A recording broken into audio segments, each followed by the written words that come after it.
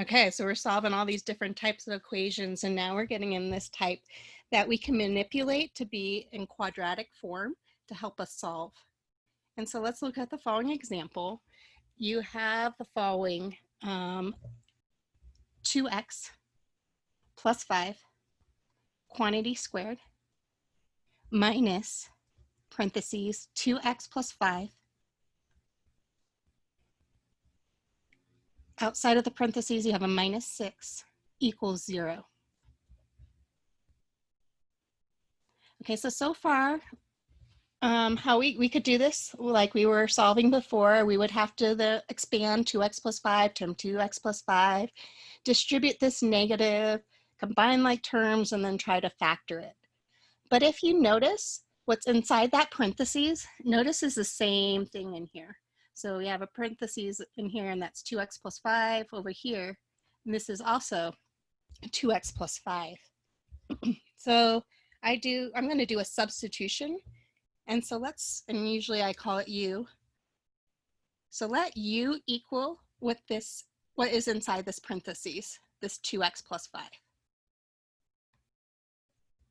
So let's go back and rewrite and substitute in u wherever we saw that parentheses. So if I did that, we would have u, and then that was squared. And then we have minus, I see a u here, or 2x plus 5, so that's u, minus 6 equals 0. So now it's quadratic. It looks like it factors, and it does really easily. So the two numbers that multiply to give us -6 and add to give us -1 are -3 and +2. So we have u minus 3, all that quantity times u plus 2 equals 0. So set each factor equal to 0. We have u minus 3 equals 0. That's when u is 3. And we have u plus 2 equals 0. And this is when u is equal to -2. Okay, this is where you can't just stop there because our original equation has x. And so all we have to do now is we have to set up two separate equations because we had two separate answers and plug that value in for u. So we're going to look at when is 3 equal to this 2x plus 5.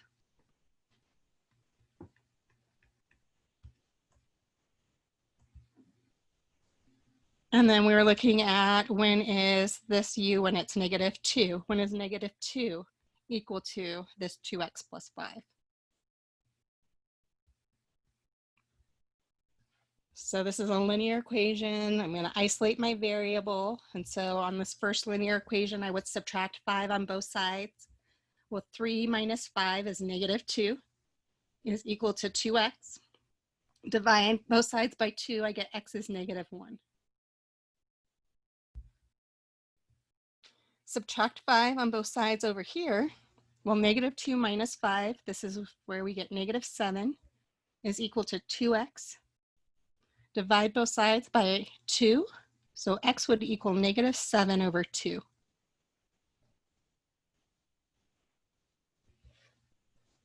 So go back and look, when we were solving this equation, did we go through here and have to square anything to get rid of radicals? We didn't put any square in there. I mean, this was part of the problem.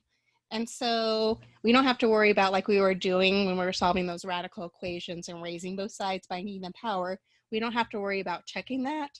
We don't have any variables in the denominator. So we should be good as long as, yeah, I didn't make a little bit of an error, which is possible. So see how much faster that was then, and I'm going to go through this pretty fast when I'm not going to kind of while we solve it. But the other method, I mean, we could have expanded this 2x plus 5 times 2x plus 5.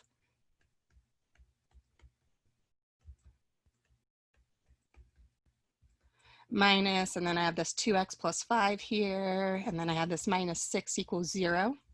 If I distributed this out and combined like terms, I would have gotten a 4x squared This would have given a 10x plus a 10x, so that would have been a plus 20x, plus a 25. Distribute your negative inside that parentheses, you get negative 2x minus 5 minus 6 equals 0. Combine like terms, so we have 4x squared, a 20x minus a 2x, that's a plus 18x. A 25 minus 5, that's 20. 20 minus 6 is plus 14, equals 0. It looks a lot harder for me to factor. I noticed that there are the greatest common factor with all three terms, which would make the numbers a little smaller if I dealt with, but I could pull out a 2 from all those terms. And if I pull out a 2, you're left with 2x squared plus 9x plus 7 equals 0. Unfortunately, that coefficient in front of the x squared is not 1, so this is where I would either use my quadratic formula, or I'm going to use my AC method to see if it factors. So just side here, let's just look at the factor of 2x squared plus 9x plus 7.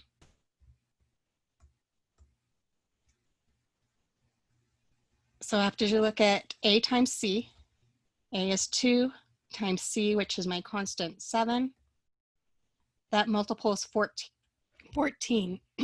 Are there two numbers that multiply to 14 but would add to give us our b value? And our b value is 9. Well, 2 and 7 work. So this is where you go in and you manipulate that middle term to be 2x plus 7x. So we're going to rewrite this as 4 terms, 2x squared. So instead of 9x, I'm writing it as plus 2x plus 7x plus 7. So factor by grouping. Pull out the 2x, we get x plus 1. Plus pull out the 7, we get x plus 1. Whole point is so we could have the same thing in the parentheses. We pull out the x plus 1. And we're left with the 2x here and the 7 here, so plus 7. Okay. Okay, so going back over here, this factored, we just found it factored as x plus 1. Bring down that 2 from in front, that coefficient. And then all times 2x plus 7 is equal to 0. So set each factor equal to 0, 2 equals 0, well that's impossible. X plus 1 equals 0, that's x equals negative 1. And 2x plus 7 equals 0. Subtract 7, divide by 2. We get x equals negative 7/2. So same solution, just another way to kind of approach it. But to me, we save so much time by doing it the first way. So this is also a trick that you're going to use in calculus when you start getting into integration, which is at the end of the first semester. And they call it substitution, but that would be a little different than this. Okay, anyways. But this trick of rewriting something or a group of things as a different variable and solving can be helpful in math.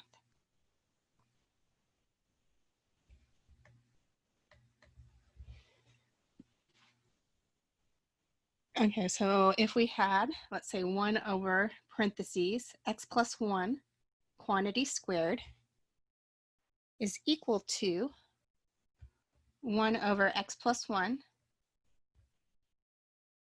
plus 2.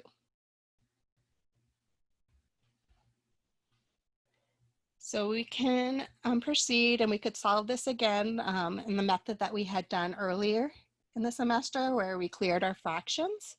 But if you look at this, this almost looks like a quadratic. These are almost identical here. And I know that 1 squared is the same thing as 1. So if it helps you to see it, we could rewrite this first piece on the, or this grouping on the left-hand side as 1 all over x plus 1 quantity squared. Let's set this equal to 0. So let's subtract this 1 over x plus 1 minus 2. And now we had set this equal to 0. So in this case, let's choose u to be what's inside that parentheses, 1 over x plus 1. So if we go in here, we rewrite wherever we see 1 over x plus 1 with a u, so we get u squared minus u minus 2 equals 0. So again, this one factors really nicely. There's two numbers that multiply to give you a -2 and add to give you a -1. So -2 and +1. So u minus 2 times u plus 1 equals 0. Set each piece equal to 0 and solve. So u minus 2 equals 0, u plus 1 equals 0. So u would have to be 2 or u would have to be -1. We're not done though. We're given that u equals 1 over x plus 1. And so when we found u is equal to 2, let's plug this in and solve for x. So we have 2 is equal to 1 over x plus 1. Gotta clear our fraction. We can multiply both sides of the equation by x plus 1. So we get 2x plus 2 equals 1. Subtract 2, we get 2x2 equals -1. Divide by 2, we get x equals -1/2. And then we also have u equals -1.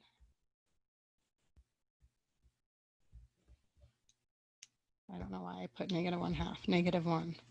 Okay, so rewriting this, we have -1 is equal to this 1 over x plus 1. We can clear the fraction, multiply by x plus 1 on both sides of our equal sign. Let's distribute our -1. -1 times x is -x. -1 times 1 is -1 equals 1. Get x by itself, so add 1. So we get 1 plus 1, so we have -x equals 2. So x is -2. So there's one stipulation we probably should have said at the beginning. Because we're dealing with a rational equation and we have variables in the denominator, we have to put this restriction that x cannot be -1. So if that was one of my answers down here, I'd have to exclude it, but it wasn't.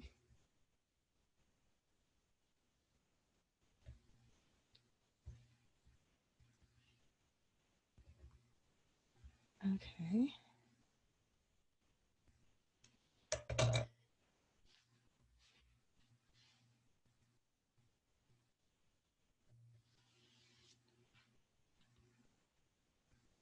Okay, so I'm just gonna blow it up so I can have a bigger, thicker, beautiful pen.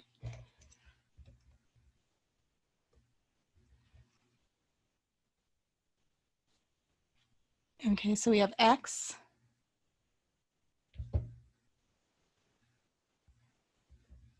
plus the square root of x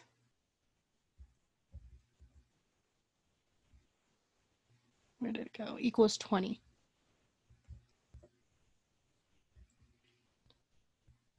Okay, so here's another example where we could solve this just like we were just solving radical equations by isolating the radical. But this is another example that we can manipulate it to look like a quadratic and go about solving it the other way. So technically, I'm going to go back and kind of reuse the rule of exponents. And so remember, power to power is multiplication. So if I have b raised to the mth power, this raised to the nth power, this was b raised to the m times n power. And so I'm also going to use the rule that I can change radicals. So the square root of x, I could rewrite this as x to the 1/2 power. So let's kind of look at this. So we have x here is equal to, I'm sorry, not x is equal to x plus the square root of x, but the square root of x is equal to, that's what I meant to say, is to the 1/2 power. And let's subtract 20 on both sides. So minus 20 equals 0. So this doesn't quite look like what we had before with the parentheses and them being the same thing. But notice that if I have x to the 1/2 and I square that, again, power to power is multiplication. So 2 times 1/2 is x to the 1st power. So I can actually technically rewrite this x in here to look like this x to the 1/2 squared. And so maybe you'll see it there. So if I let this be x to the 1/2 squared,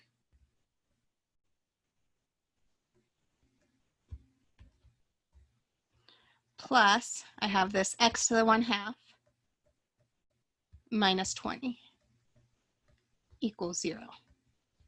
So now I can see that I want my u to be that x to the 1/2 power.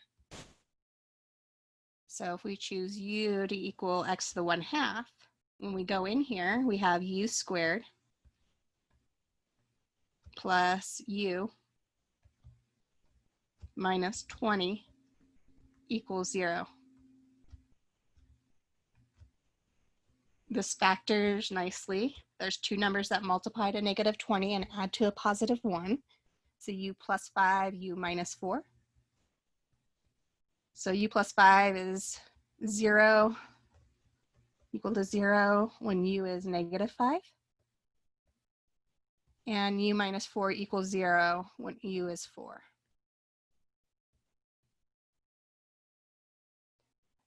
We're not done because we had chosen u to equal x to the 1/2. If you want to, you can say u is equal to the square root of x2, either way. So if I plug in negative 5 here, this is equal to the square root of x. If we square both sides, we can get x by itself. So we get x is negative 5 squared is 25. And then u equals 4. So 4 is equal to the square root of x. Square both sides. We get that x is equal to 16.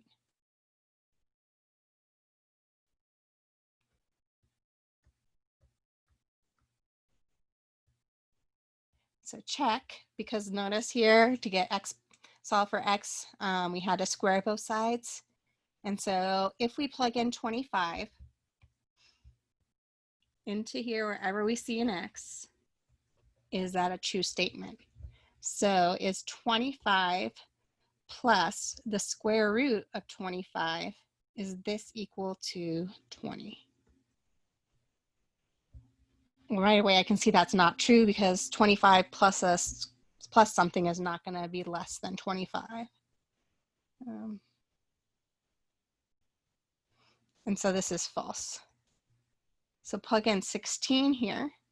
So this would be saying is 16 plus the square root of 16, is that really equal to 20? And I can see that's true. 16 plus square root of 16 is 4. This is equal to 20. So we have one solution, which would be 16.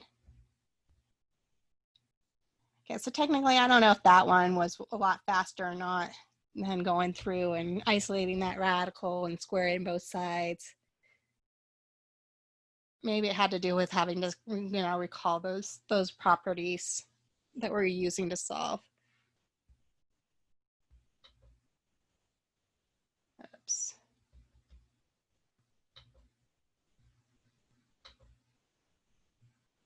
It logged me out.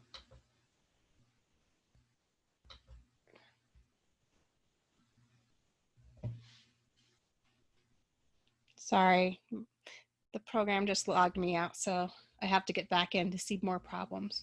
Pause. Okay, so I needed to pull up another problem and the computer had shut down, so I wanted to pause. And so I actually wrote it out already. We have x times some quantity, x minus 3x inside that quantity raised to the 1/3. And then we have plus 2 times that same quantity that we had over there, x squared minus 3x, but that's raised to the 4/3 power equals 0. And so pulled it because it kind of looked a little scary and different than what we've been doing. And I see that I can do this a couple different ways. At first I was thinking maybe I would do the U substitution like we were just doing, but then I looked back up and I saw what the directions said, which kind of helped me figure out how I was going to approach this. And it said, find the real solutions of the equation by factoring.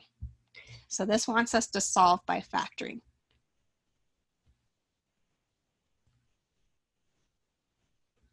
So for me, when I give you an exam, you probably have a page or a couple of pages of solving equations. I'm not going to say, you know, solve it by this method. You have to look at the equation and determine how to go about and approach solving that. And so since it said solve by factoring, notice what's inside, again, the parentheses is exactly the same. Let's go back again. These rules of exponents are really helpful.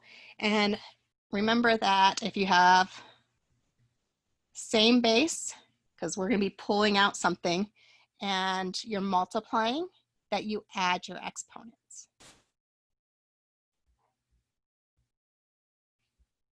Okay, so I know I have to pull out x squared minus 3x all time to what power? Well, 1/3 and 4/3, you're pulling out the most they have in common, and most they have in common in each case is to the 1/3 power. So let's pull out x squared minus 3x, this whole parentheses, kind of like when we were doing factoring by grouping, to the 1/3 power. And so if I pull that out of this piece right here, I'm just left with the x. Plus, I'm going to have this 2 here, but this 4/3 is too much. I only pulled out 1/3 of that. So a couple things to think about. 1/3 times, well, in this case, remember power to power is multiplication. So 1/3 plus what would equal 4/3. So I'm trying to figure out what that power is. I could call that x instead of a question mark. Subtract 1/3 on both sides. So that power we're going to have is, well, 4/3 minus 1/3 is just 3/3, which is 1. So basically, if I pull out a 1/3 here, I'm left with just one of these, x squared minus 3x. I could put the first power there if I want. Technically, we don't need that. Equals 0. So let's manipulate inside that bracket. We're going to pull down this x squared minus 3x to the 1/3 power. All times x, let's distribute the 2 inside that parentheses. So plus 2x squared minus 6x equals 0.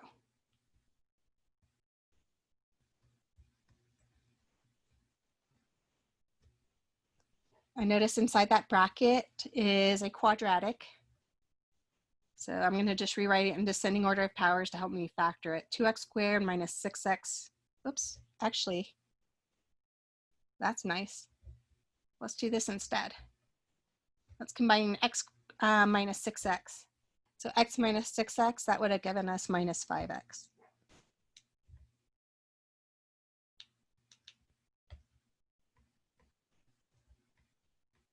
Equals 0.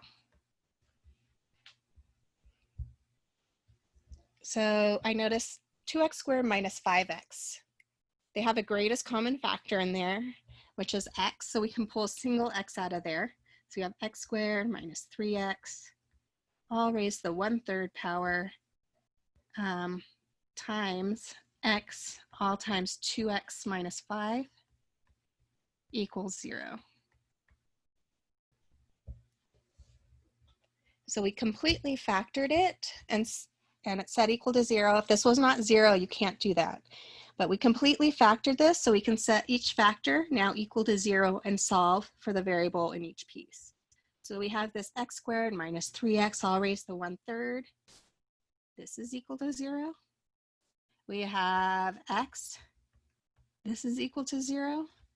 And we have 2x minus 5. This is equal to 0.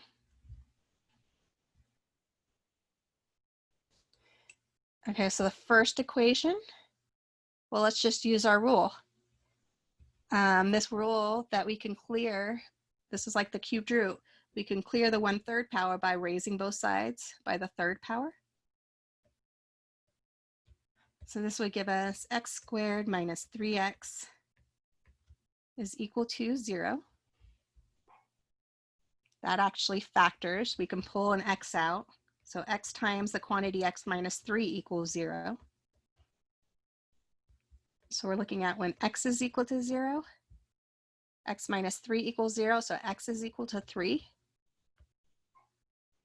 I also have x equals 0 here. I don't have to write it twice, but we'll notice when we start graphing things, if something has a more than once that factor shows up when you're solving, then that tells you what's going on when we're graphing the function. And then 2x minus 5 equals 0. We have to solve for x there. So add 5 to both sides, you get 2x equals 5. Divide by 2, you get x equals 5/2. So make sure at the beginning that we didn't cube anything. We didn't cube anything. I'm sorry, we did cube something. We didn't raise something to an odd power though. And so we don't have to worry about checking our solutions.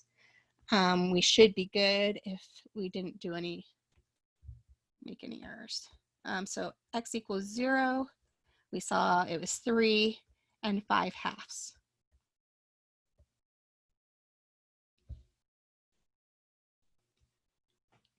Okay, so that was actually a great problem because it kind of threw a lot of different things in there that we had to do. We had a factor, we had to solve by clearing the 1/3 power, we had a factor again, so it was a great problem. I'm glad I chose it. So let's stop for today. We finished 1.4 for today. So for homework for this week, we finished 1.2. So 1.2 is due. We did 1.3 and we've done 1.4. So those are the sections that will be due Monday. No, you're my Tuesday, Thursday class. Thursday by class time, 8 a.m.